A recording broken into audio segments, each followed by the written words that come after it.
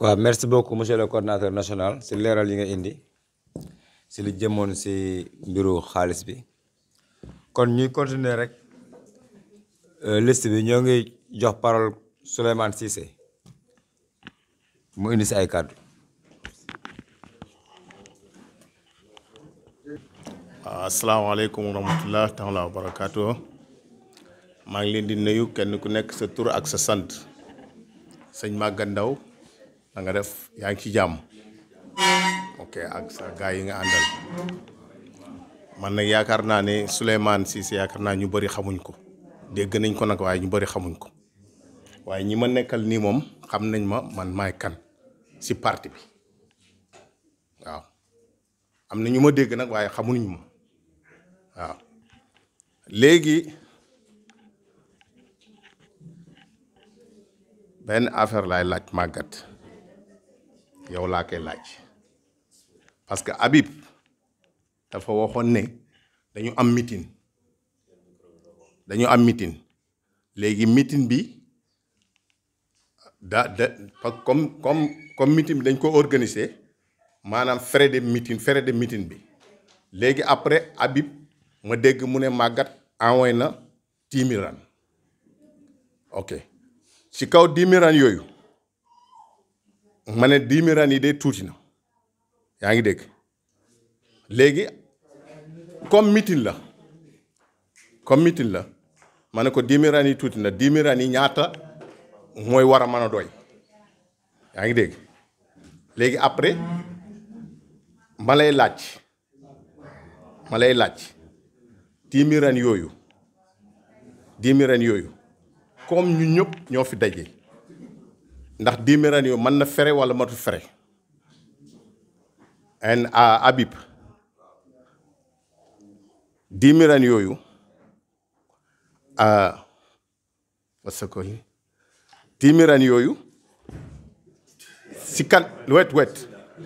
kan si kan la 10 000 rand yi waroon a dem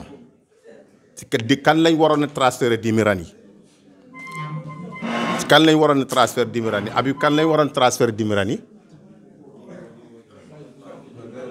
ah non tontu ma kan lañ waroon a transférer 10 000 rand yi coordinateur bi jox ko trésorier bi léegi 10 000 rand yooyu Habib wax na ko ci panel bi léegi 10 000 rand yi fekkee coordinateur lañ ko waroon a jox 10 000 rand yi jaar na ci coordinateur waaye après trésorier jot si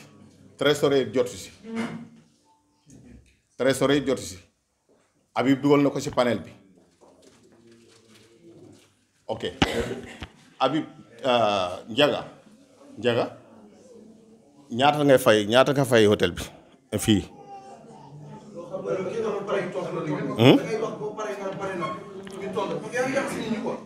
non du ma jaxase parce que damay laaj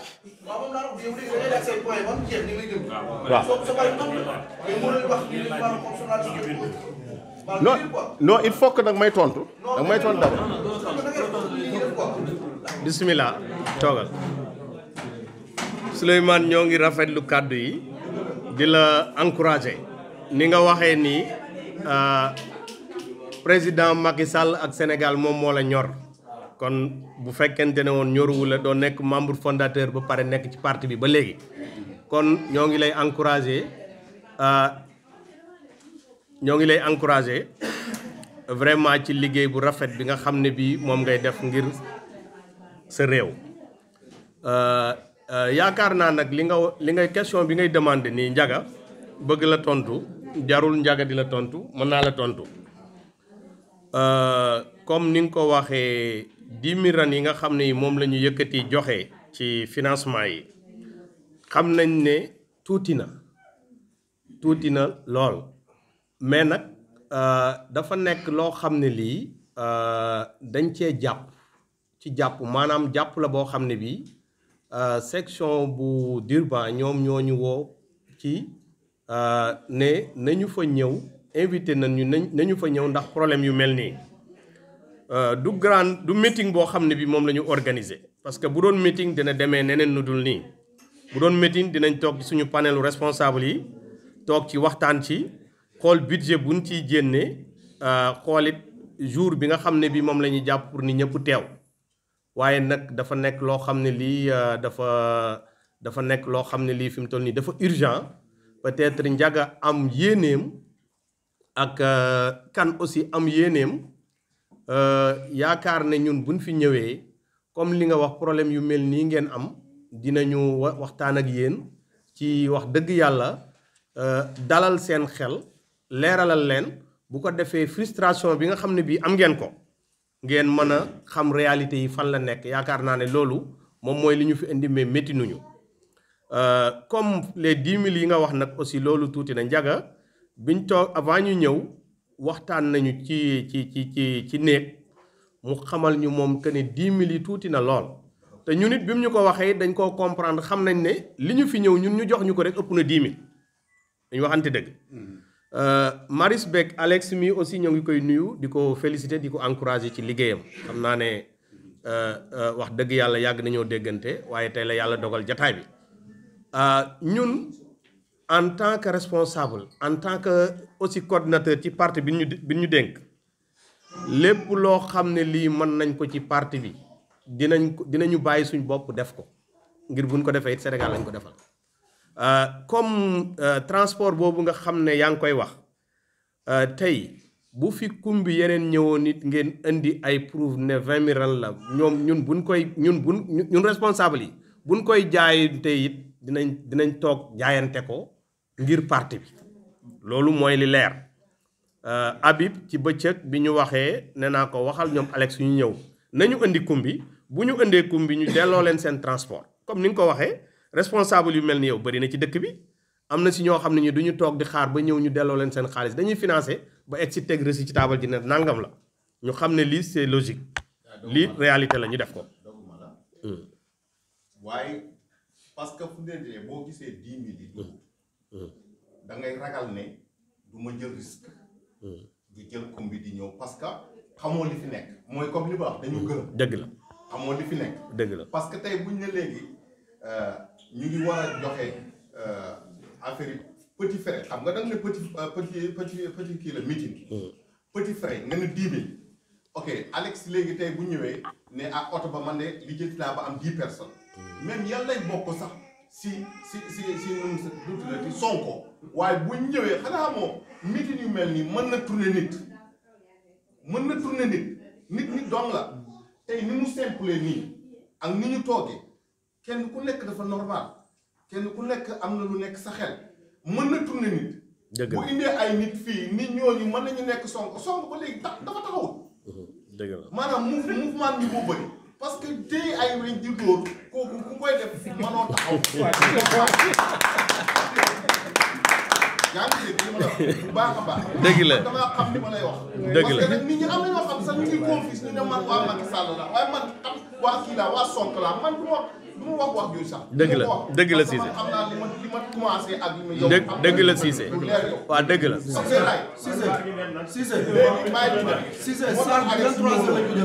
waa dëgg la dëgg la ok d'accord waa léegi li ñu bëgg rek li ñu bëgg a eggale ñu ngi koy finir ñu ngi koy jeexale léegi li ñu la bëgg a leerala rek Souleymane Cissé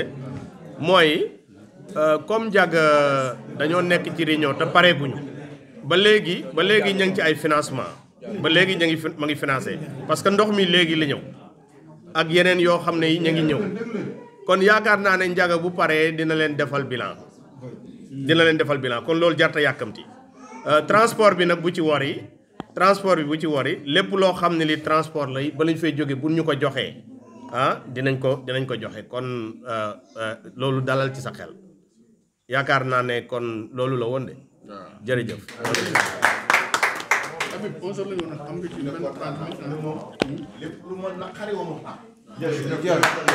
waa Cissé jërëjëf merci kon ñu continuer parole bi ñoo ngi koy jël di ko jox le camarade Ndiaga Diop. waa Cissé pare naa ci moom waaw damay participer rek ok salaamaaleykum di leen wax ne rek kontaan nañ trop lii rek lañ bëggoon moo tax ba ñu déplacé ba dem Bloemfontein man mi nekk naa deben maay ku nga xam ne maa dàqoon a kaas ci panel yi bu ma duggee ci panel bi du ma wax lu baax Maguette Ndao mi du ma wax lu baax Ibrahima Ndiaye mi ak Diatta mais lu nekk yekk naa leen na ñoom ñooy lekk xaalis bi seen dara léeru mais ba yàlla dogalee ma dem Bloemfontein am lu ma jàng ci meeting ba jël parole laaj leen loo xam ne nii ñu fa nekk yëpp kenn laaju leen ko ñu leeralal ma ba ma dikkee ba léegi damaa xaw a calm down Pape Fall mi sax daf maa yeb mais léeg-léeg sax daf may tooñ naan ma yow ba nga jógee Bloemfontein ba léegi dafa mel na sa gémmiñ dañ ko ub parce que daf maa yeb quoi waaw noonu ma koy wax xëy na am na ñeneen ñoo xam ne aussi ña ngi koy wax mais ñëmuñu ko wax face à face exemple quoi àddina moo demee noonu mais soo gisee aussi ci biir waxtaan bi am na ma si jàng ma xam ci lu bëri lu ma xamutoon am ci aussi regret ci agressif bi mu agressif woon ci biir panel bi ba ci samay biir membre sax ak ñi nga xam ne ñoo ma jiite fii am na ci ñoo xam ne sax dañoo am problème ndax lu parce que à chaque fois su may wax ñu ne jàng affaire xaalis lay wax te fekk du affaire xaalis dafa amoon misunderstand loo xam ni comprendre nañ boo bokkee ci mbir nga war a xamoo nga gis xaalis di dugg di génn nga bokk ci te xamoo ci dara yow sa bopp da ngay jàpp ne ñii dañ laa ànd ak wala dañ lay jaay xel mu neex léegi nag moo tax na léegi-léegi nag aussi ñu daan jéngu di wax lu ñu wax mais ñuy sant yàlla ba amee lu ñu leer ba am compréhension aussi ñu demandé meeting bi parce que meeting xam nga tax ñu demandé ko pour bëgg aussi ñu compréhension bii ñu am bu lii amutoon lii mënut a leer ci ay panel yaakaar naa meeting bu mel ni même bu doonoon tey sax 5 personnes maanaam meeting gën koo riche li ngeen am fi mos leen ko am ci ndax fii ñëpp a jaxasoo woon ñëpp a meroon mais ku gis nii gars yi toogee ak nii ñu dale nga war a xam ne ñii xam nañu vraiment réalité bi fu mu nekk bu loolu weesoo aussi Mbaye Diallo ñoo ngi rafetlu say kaddu te it vraiment ku am solo la ci parti bi am solo aussi ci dëkk bi nii mu waxee noonu lay waxee lu ñëw day waxee xol boo xamul dara tem nga mere ko defe ne kii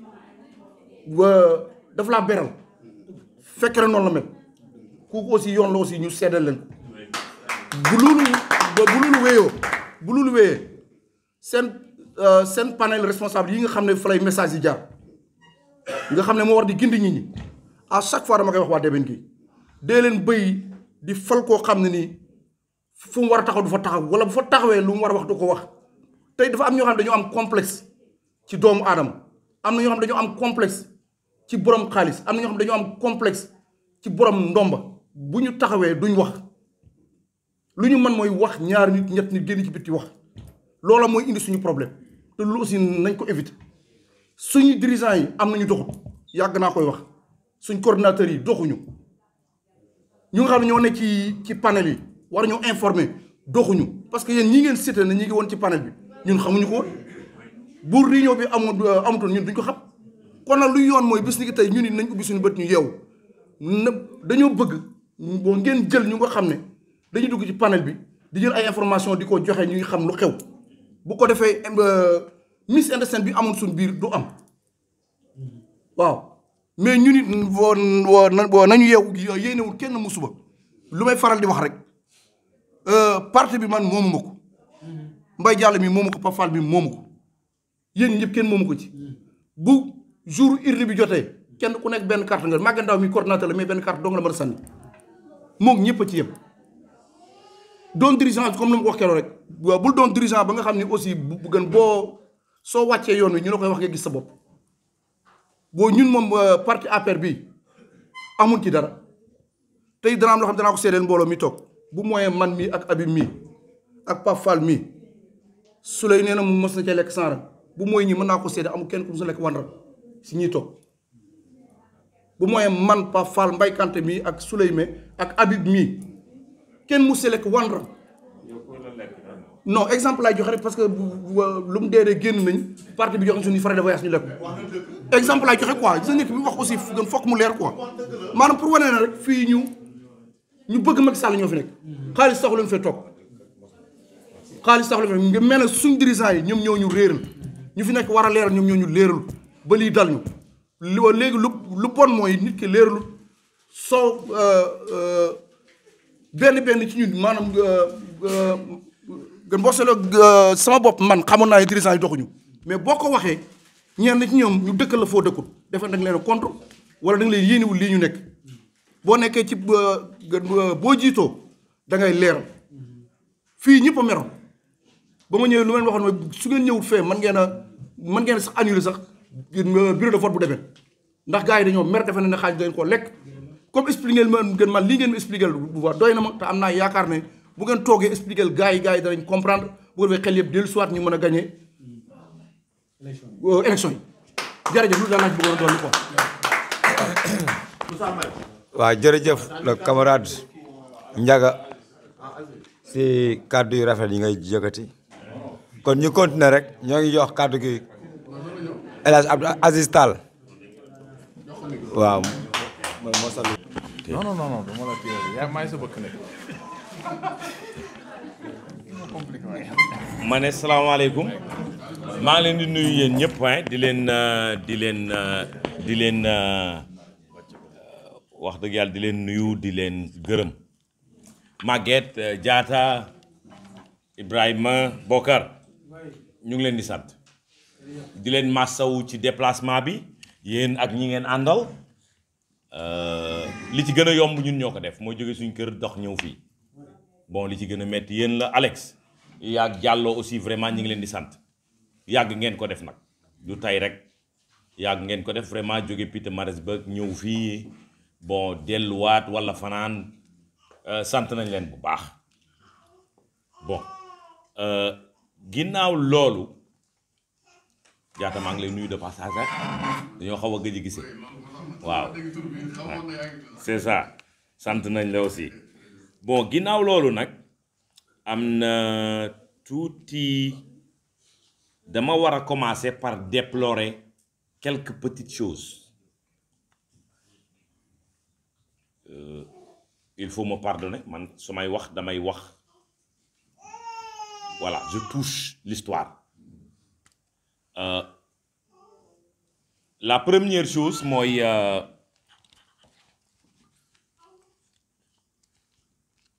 ñàkk a doxu structure yi gis nga lii xew ni tey réunion bi bu structure yi doxoon lii du am gàcce la ci man gàcce la ñi ne ñëw leen jóge Free State wala jóge Johannesburg wala PE ñëw ñi poser leen ay questions ngeen indi ay leeral.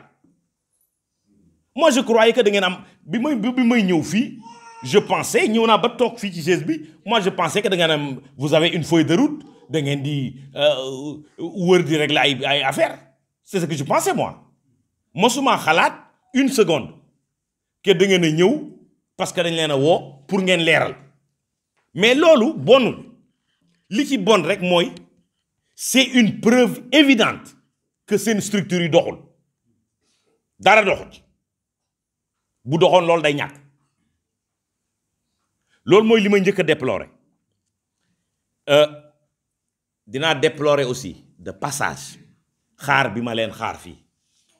7 heures mooy laa fi ñëw ngeen ñëw 9 heures bu mu leen di faral di daal parce que gis nga nit nii baal naa leen bu yàgg ba nga ñëwee toog ne baal naa leen mais dama leen di tu vois parce que nit loo bokk ak moom daf ciy gaaw a gis boppam toog nañ fi man lu kenn waxul dama koy wax toog nañ fi ñenn ñi naan ñu ngi ñibbi rek dañuy ñibbi parce que yàgg nañ fi bon donc loolu ëllëg du ma ci sax kii bu baax mais ëllëg mu bañ leen bañ a dalati il faut donner une heure respecter l'heure et puis c'est tout on passe ñaari affaire yooyu laa doon déplorer li ci topp mooy ni ngeen la façon chaotique bi ñu organiser réunion bi c'est extraordinaire man en fait réunion bi APR njëkk réunion ci dëkk bi ci Afrique du Sud wala Afrique australe ci ña ko convoqué woon wala ña ca bokkoon ca laa bokk boobu ba léegi nag réunion bu mel ni réunion tey bi maa ngi koy soog gis mosta am moo tax ma tuddee ko une façon chaotique xam nga réunion boo xam ne waa bureau dëkk bi xamuñu ban heure la réunion bi commencé xamuñu réunion bi lan mooy ordre du jour bi xamuñu dara loolu xam nga du vraiment je pas mënuma ko tuddee réunion c'est vraiment dommage et désolant donc yooyu c'est des trucs yoo xam ne il faut y remédier il faut dafa war a dafay changer xam nga aussi moi je crois que bu ngeen di ñëw fii réunion bu fekkee ne dafa war a am réunion fii mais bureau bi je crois que bureau bi ñooy coordonné ak yéen du ngeen réeroo waru leen a réeroo benn structure la yéen a bokk affaire bi yéen a structure maire bi ñoom ñooy structure fii mais waru leen a réeroo ils sont en dessous de vous mais réeroo bi yëpp aussi ci bi ngeen waxee tey j'ai compris li ko waral ñàkk waxtaan manque de communication leeral yii yëpp ngi leeral ci affaire u xaalis bi c'est très beau mais mënoon naa ñàkk ci ab réunion c'est-à-dire am na feneen fu mu mënoon a jaar ba ñëpp seen xel dal ñëpp xam fi xaalis bi dugg te du yegg si fi ñu toog naan kii jël na 1000 kii jox nañ ko 2000 kii jox nañ ko 3000 kii jaar na 5000 mais loolu man bi ma yoree xaalis bi fii annuellement laa ko doon def je faisais le bilan annuellement parce que am na day am fu muy jaar c'est important xaalis nag moom buñ ko tuddee ci APR ba ma dekkee ci APR ba léegi buñ nee xaa problème ya tàmbaleen tant que xaalis amut ñëpp dañ naan cocc mais xaa la ñuy bañ a dégg xaa buñ ko déggee problème am parce que benn li ñu war a njëkk a bàyyi ñun militants yi mooy yaakaar ne xaalis bi ñuy jot xaalis la boo xam ne boo waxee nit ñi même baat bi lañ lay wax xaalisu politique la loo ci mën a lekkal mais xaalis bi bu fekkee yow xaalis bi da nga ko jot pour sa fonctionnement parti nga lekk ko léegi yow parti bi loo ciy bokkee doyee jarul nga ciy bokk parce que en fait xaalis boobu pour dundal parti bi la lii dundal sa doom boo ko waree dundal ñu jox la dund boo ko war a jox nga jël dund ba gas suul mais reyal gone ga xaalis boobu la parti bi doxee mais en politique il faut de l'argent si tu n'as pas de l'argent tu peux pas fonctionner du ñàkk nag ay affaire yu ci ruus parce que ñëpp yamuñu te lépp kenn mënu koo contrôler c'est bien beau le bilan que tu as fait là mais kenn mënu ko contrôler yoroon naa fi xaalis j'en sais quelque chose du ñàkk ay détails yu ruus on passe sa boutique sax danga koy am sàcc yooyu ñiy sàcc benn robe benn pantalon du la teree avancé mooy tax sax ngay gën a dem on passe mais il faut pas que liy ruus nag bañ a nekk yëreet c'est là où le problème est tant que nekkul yëreet moom c'est pas grave ay rouge 200 500 ran kii dem nag ñu jox ko lii il a un bill de 500 ran ñëw ne 1000 ran la c'est des détails yooyu du ci ñàkk mais il faut boucher les grands trous c'est tout ce qui est important voilà si c'est problème am c'est fondamental li mu doon wax fii léegi c'est-à-dire li muy expliquer mooy li ma leen doon wax sànq c'est structure yi ñoo doxul xam nga ay structure dañuy am lien ak seen structure mère day am connexion bu amul connexion structure bi ci suuf du dox problème boobu ngeen am ci seen réunion bi loolu en fait si c'est li muy wax loolu la parce que man ce que je vois mooy on a court-circuité le bureau fii pour organiser réunion bi et c'est très grave c'est extrêmement grave parce que vous devez donner l'exemple la structure mère bu fekkee nag ci yéen da ngeen a dem court-circuiter bureau bi li may wax court-circuiter bureau bi mooy procédure bi ngeen respecté wul parce que xaalis quand même ci ab structure day jaar trésorerie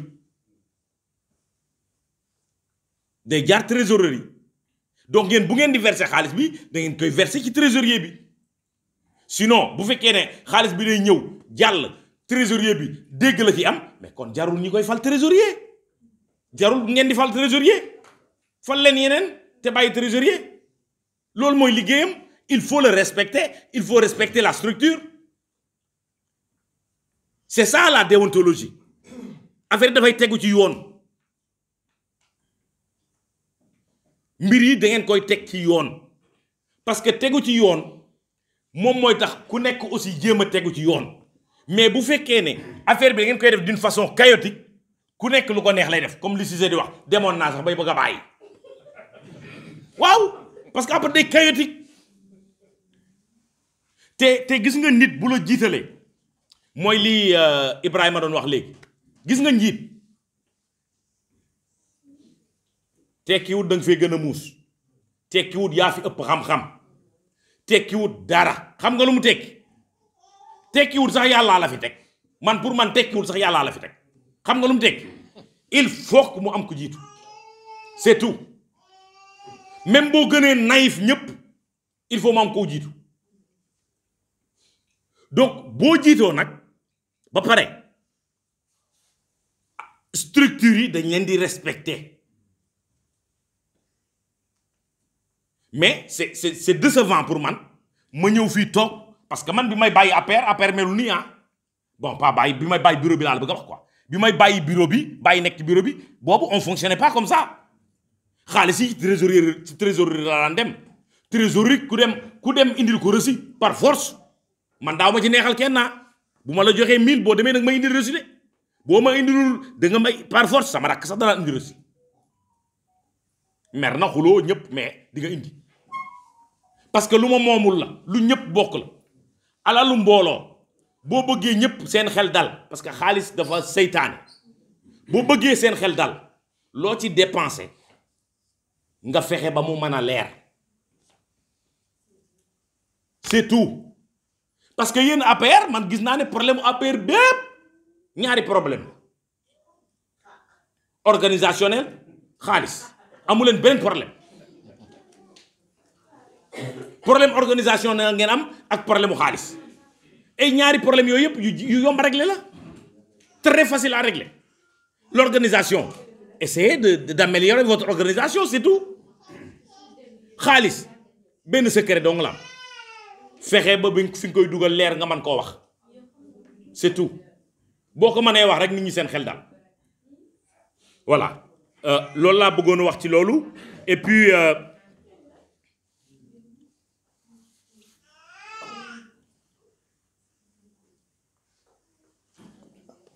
li ma ci bëgg a dolli mooy waa dëkk bi laay waxal APR fii waa bureau bi gis nga fii li ñu fi dal ci dëkk bi man du ma blâmer kenn yéen laay blâmer xam nga buñ daan réunion fee xam nga lii daawu fa ne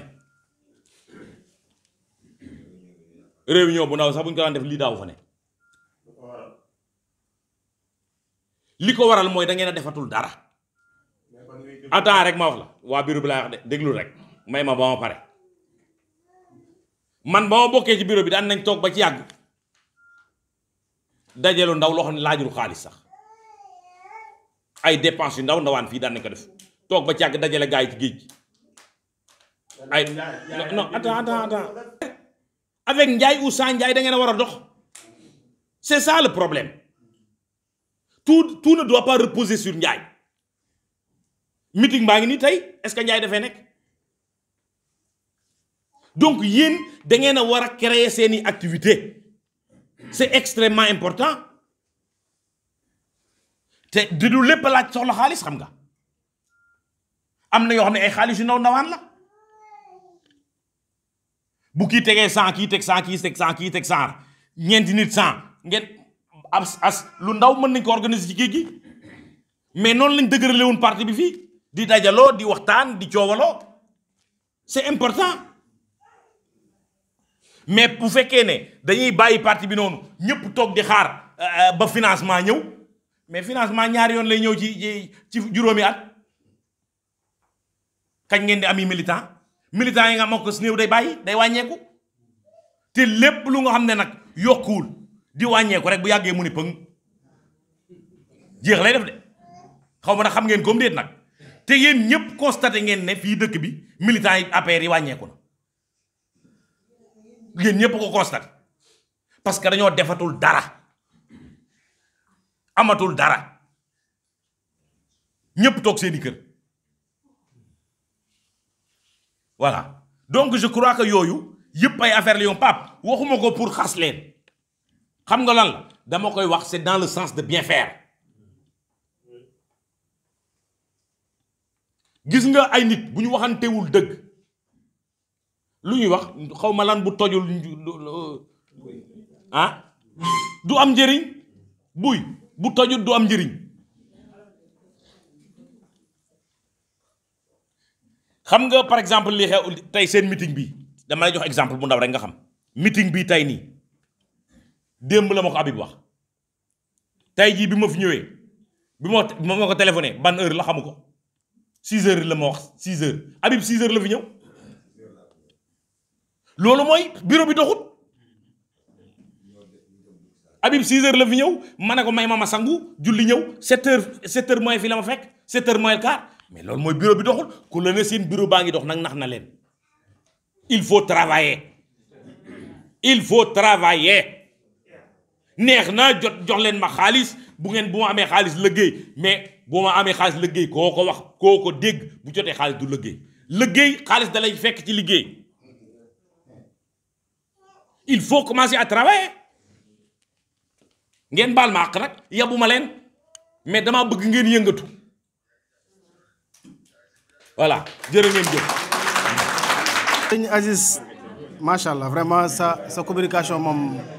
c'était clair et très très précis man moom vraiment j'ai beaucoup aimé c'est vrai li nga wax. ak dégloo. damay tàmbalee ci point yi nga déploré mooy d'abord le temps le fait que ngeen toog duñu xaar damay njëkkee ci excuse wu dama ne jéggalu te li may wax na toujours je m'excuse mais c'est pas une excuse mais il faut que wax mais parce que dañu jox heure telle heure la réunion bi commencé telle heure boobu ñu pare ñu ne non dañu xaar jigéen ñi dañu war a préparer bu pare dañ leen xaarat quelques 30 minutes parce que sinon su ñëwee dañuy dem xaar mais sinon ñi nga xam ne que dañuy déplacé wu depuis samedi ñoo fi pour réunion bi amuñ fi benn yitte du réunion bi kon suñu tardé je pense comprendre nga li may wax donc mais de toute façon on s'excuse profondément beneen point bi nga déploré aussi te nag ma wax la benn affaire man la ñuy wax le fou parce que man maa ngi yow suñu joxantee rendez-vous 8 heures man je dois être présent à 8 heures mooy le quart mais bugguma ñu joxantee rendez-vous 8 heures maa ngi 8 heures ma doon jóge départ sama kër loolu déjà c'est un manque de respect donc je comprends bien ce sentiment te moo tax bi nga ko waxee aussi dama kaa marqué parce que dama xam ne nit ku dëgg mooy loolu nit da ngay ponctuel soo demee ba def dara da ngay dem ba jeex wala su nekkee mu dem ba jeex nga ba beneen point bi nga déploré mooy nga ne manque de fonctionnement des structures foofu dina ma ci yokk tuuti à quel niveau parce que bureau boo gis dafa am organogramme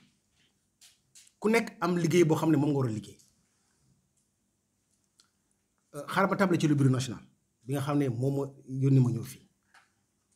dañoo am organogramme y a le coordinateur vice coordinateur trésorier secrétaire général jusqu'à la fin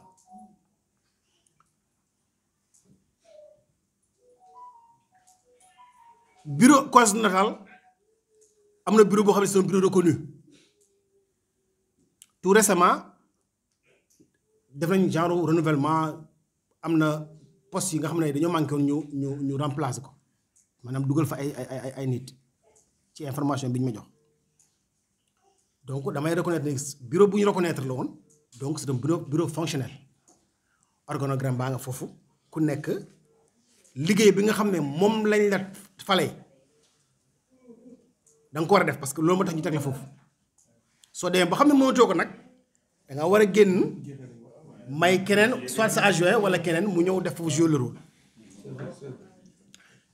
Meeting bi pour ñun du woon meeting boo xam ne maanaam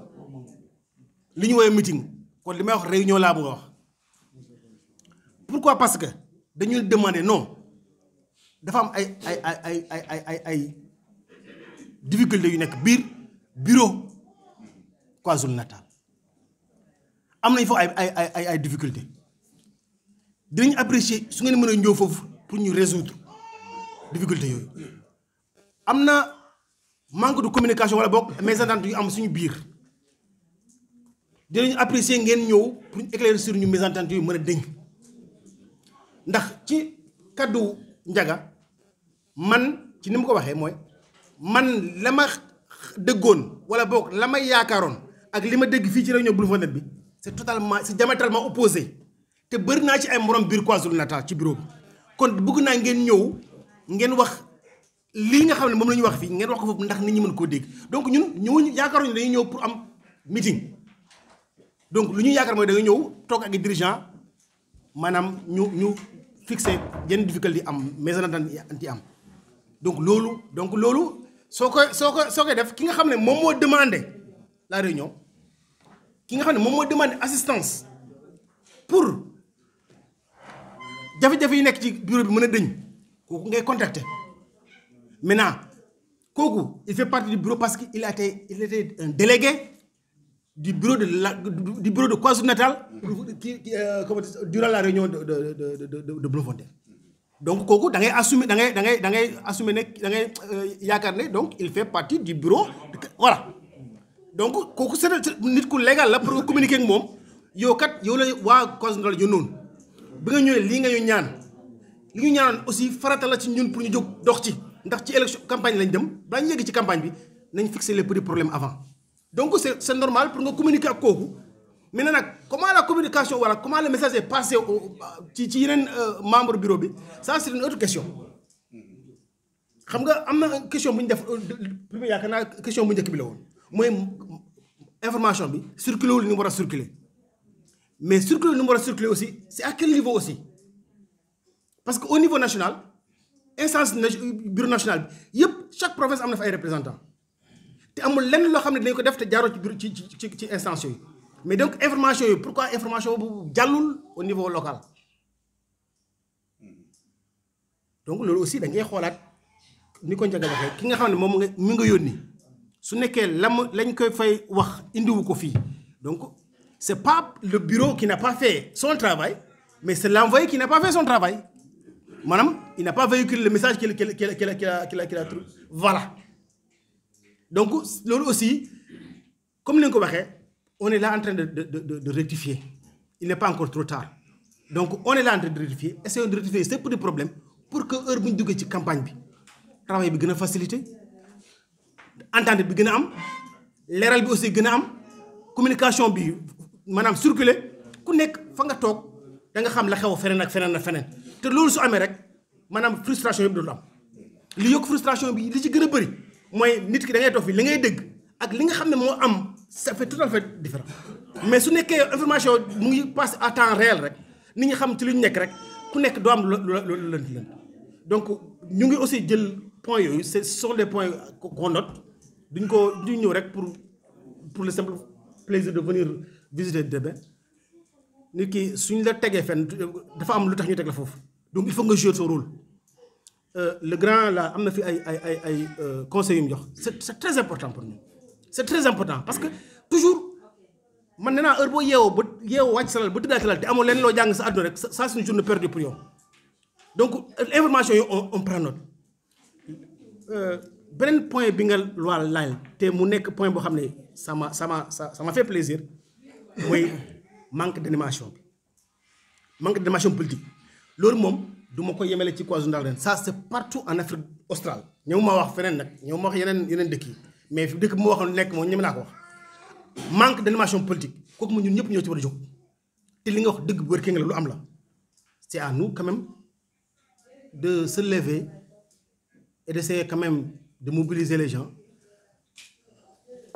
yëngataat animation politique yi nit ñi affaire yu ndaw booleaat nit ñi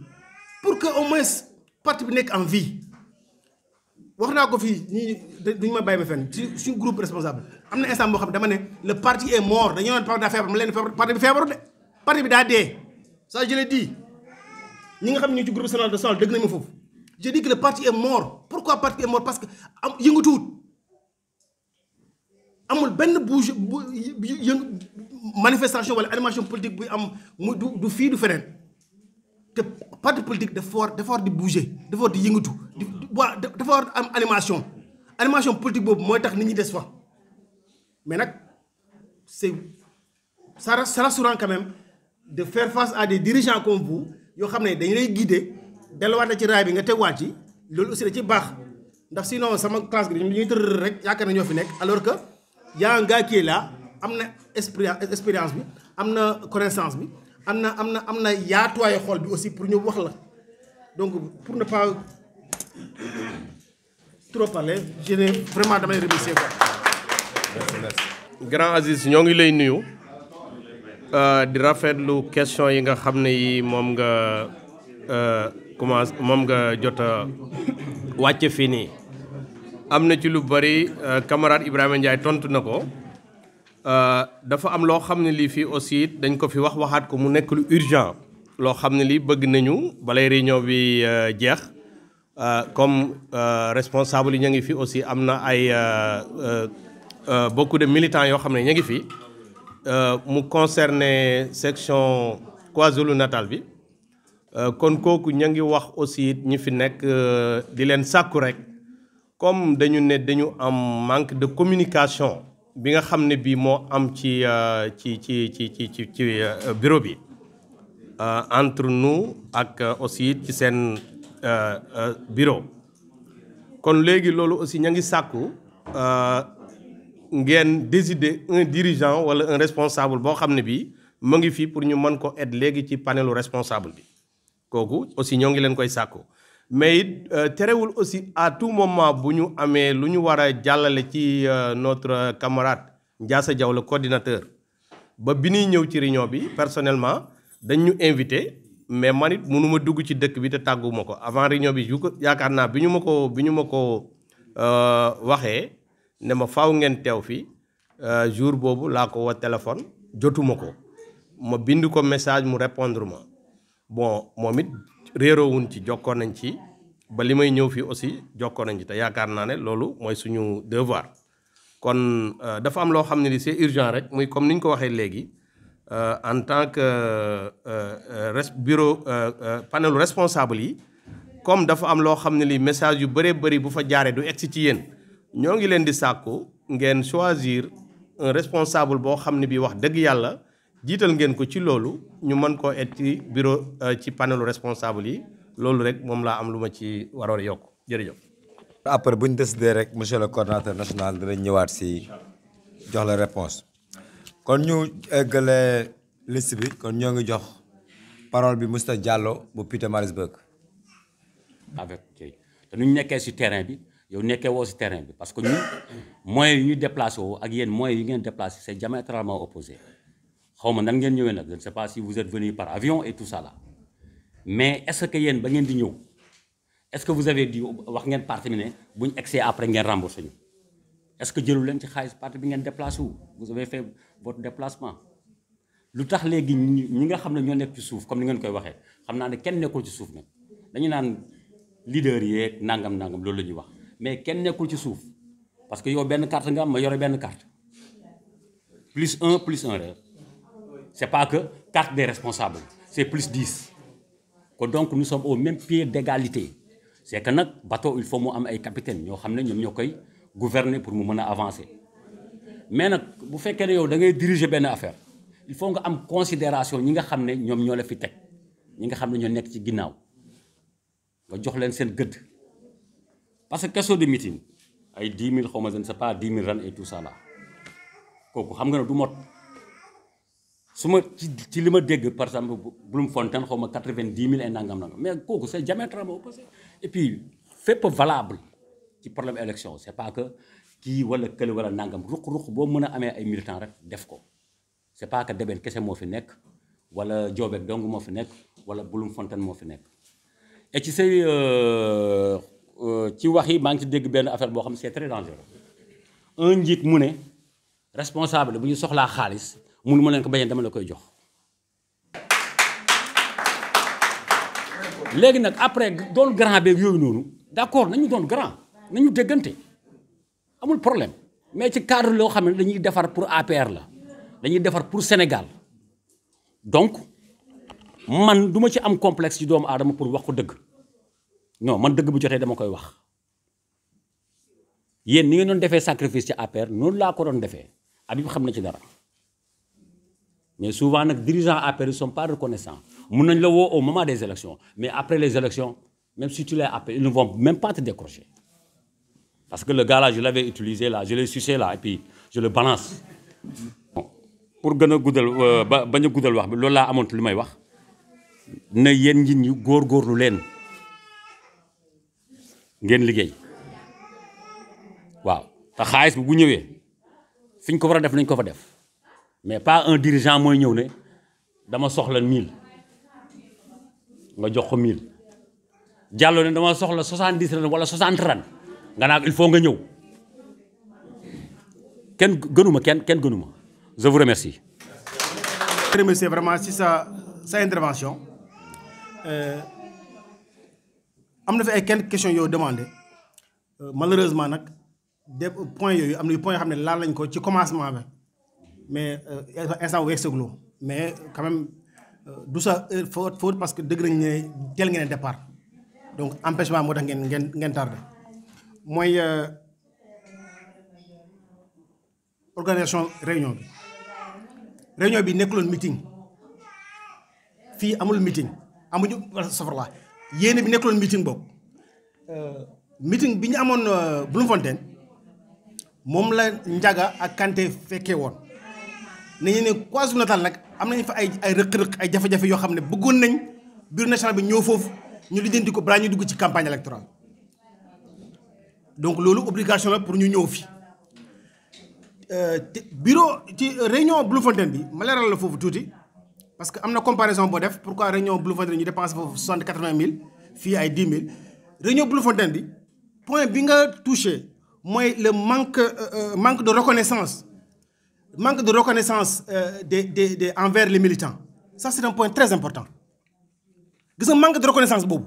loolu moo tax ñu am réunion boobu à Bloemfontein man xam naa xamante wuñ man Ibrahima Ndiaye laa tudd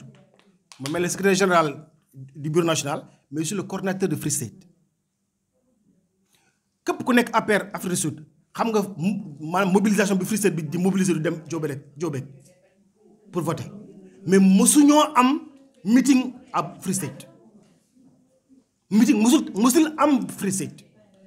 fu meeting am en Afrique du Sud Durban bi ñëw naa fi meeting Cape Town ñëw naa fi meeting Diobek ñaata meeting xaw ma ko mais mosuñoo am meeting Free State boobu ma ne il faut que nag ñu nekk des responsables yoo xam ne ils sont reconnaissants envers ces militants ku nekk Sarafika xam nga ne Free State ay militants APR 100% ñu fa nekk ñu déplacé wu des 450 kilomètres di dugg ci ay bus pour dem voter ji mais pourquoi mënuñu leen wane reconnaissance am foofu benn meeting ñu ne li ñuy wax dëgg la mais budget amut fonds amut ñu ne kon nag bés bu fonds amee bor la boo xam ne dañ koy fay lii mooy la raison pour laquelle meeting am Bloemfontein donc ce n'est pas pour gënal Bloemfontein néewal waa KwaZulu-Natal wala néewal waa Johannesburg bor la boo xam ne APR moo ko yorloon militant Free State lii moo indi meeting wu Bloemfontein loolu expliqué naa ko fii ci kanam mais instant wu yegsaguloo moo tax ma ne il faut que ma jaaraat foofu parce que vraiment aussi militant bu engagé wu tu as le droit de poser n'importe quelle question on est là pour répondre li ñu mën xamuñ lépp nag dañoo xam tuuti nga xam tuuti nañ boole li ñu xam ak li nga xam ñu mën a comprendre transport comme expliqué naa loolu fii waruñoo def réunion ñu dañu woo pour ñu ñëw dañu war a toog ak le bureau ñun loolu lañu yaakaaroon dañu ñëw pour toog ak bureau bi xool lan mooy jafe-jafe yi ñu xool naka lañ koy résoudre bi ñu egsi fii ne la ñuy wax problème réunion problème meeting donc mésentente boobu mooy li am boo du question meeting KwaZulu Natal daa war a nekk meeting bu ndaw beneen dëkk meeting daa war a rëy non fii lan la woon mooy dirigeant yi nga xam ne moom la KwaZulu Natal yónnee woon ci meeting bi ñoo ne am na ay rëq-rëq yu am KwaZulu Natal ñëw leen ñu defar ko balaay campagne électorale bi du ñëw te biñ ñëw aussi loolu am na ndax am na fi manque de communication am na sujet yu bëri yoo xam ne développé nañ avant nga ñëw fii nit ñu bëri information bi nga xam ne mi ngi circulé yegsiwul fii tasaaroowul nit ñi ju xamuñ li xaw donc pour ñëw fii man je trouve que vraiment c'est très important parce que ñi nga xam ne xamuñu woon li xew ci parti bi xam nañ ko tey teg nañ waaw leeral nañ bilan financier bi de A à Z teg ci encore comme manque de communication boobu doxut la solution c'est quoi nañ am au moins ñeneen comme déjà am ngeen 4 représentants dans les ci ñaari plateforme APR am ngeen fa 4 KwaZulu Natal am na fa 4 représentants mais ba tey comme information bi jàllut ñu leen non joxe leen ñu keneen koo xam ne yéen a koy tànn wóor na leen lu mu fa dëgg dina ko indi ñu dugal ko ci groupe bi pour loolu pour lan pour résoudre ce problème de manque de communication entre les instances. Problème mu transport bi nga wax c'est vrai soo ko xoolee noonu day mel ni pourquoi man ma war a ñëw ba pare ñu door ba fay non comme donc ça nga indi ko mu nekk ñaar addition la donc man je ne ferai que vous remercier mais nag bu ñu décourager communication am nañ ko am na un problème de communication mais heure bu ñu toggee waxtaan on va se retrouver kon nag nañ maintenir la communication te loolu moo ñu tax a ñëw fii pour communication bi jàll nit ñi xam li xew à temps bu ñu xam sax li xew après nee nañu xam li xew à temps je pense qu'on se comprendra un jour merci beaucoup.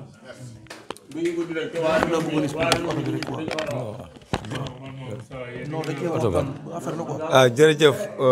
monsieur le secrétaire général kon ñu jël kàddu gi non des na ñaar ñu war ñu jël kàddu gi jox ko Alex jigéen ñi Alex ma jox la nga wax ko pare ah waaw ñu jox Alex après Bintu moo si topp. asalaamaaleykum wa rahmatullahi taala wa barakaatu maa ngi nuyu waa salle bi yëpp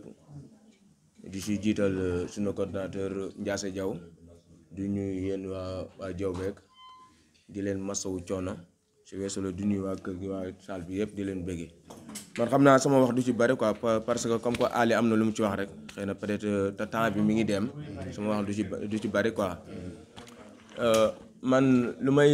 wax léegi lu bariwul quoi mooy ñun waa APR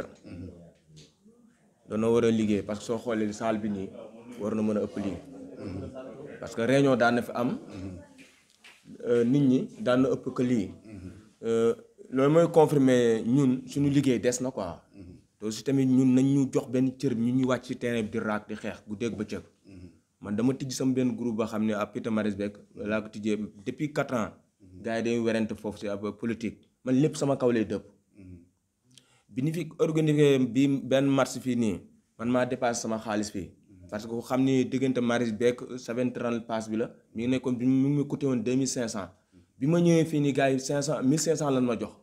maa si remboursé sama xaalis perte ko amaana gars yi dañoo yaakaar sax jox nañu ma lu ëpp loolu amaana ko joxuñu lu ëpp loolu parce que parti bi moo ma ko jaral man nekk APR Afrique Sud booloo mag APR sama papa Afrique nu mu tuddee ginnaaw raay maire ginnaaw raay Sud maire bi mooy adjoint bi ci APR la bokk comme ma yaakaar naa ne Afrique Sud booloo mag APR dama ci def lu ne dama ci xeex lu ne kon donc su ko defee yéen ñi nekk ci kaw ni ngay ñuy jox cër ngeen liggéey quoi parce que yaakaar naa liggéey bi des na surtout tamit bureau bi parce que man mënuma comprendre xaalis génn mu am fu mu war a jaar ñu ko muy jaarale feneen kon ñun poste bi ñu fal lu muy jariñ waaw ku nekk poste bi nga gérer am na lu muy représente ci bureau bi na nga ko jox loolu na nga ko jox lu mu jën mais mënuma comprendre xaalis génn pare ñu koy jox muy jaar feneen man kooku man d'accord mu ci quoi kon mais fa ñu bañ ko fal poste boobu noonu su ko defee ñu liggéey ñu wàcc ci terrain bi liggéey loolu daal laa amul lu mu ci wax parce que li mu ci woon wax lu bari affaire transport fay yooyu loolu du ma ci ñëw quoi parce que su ma si dee ñëw day nduru ñun xaalis moo ñu intéressé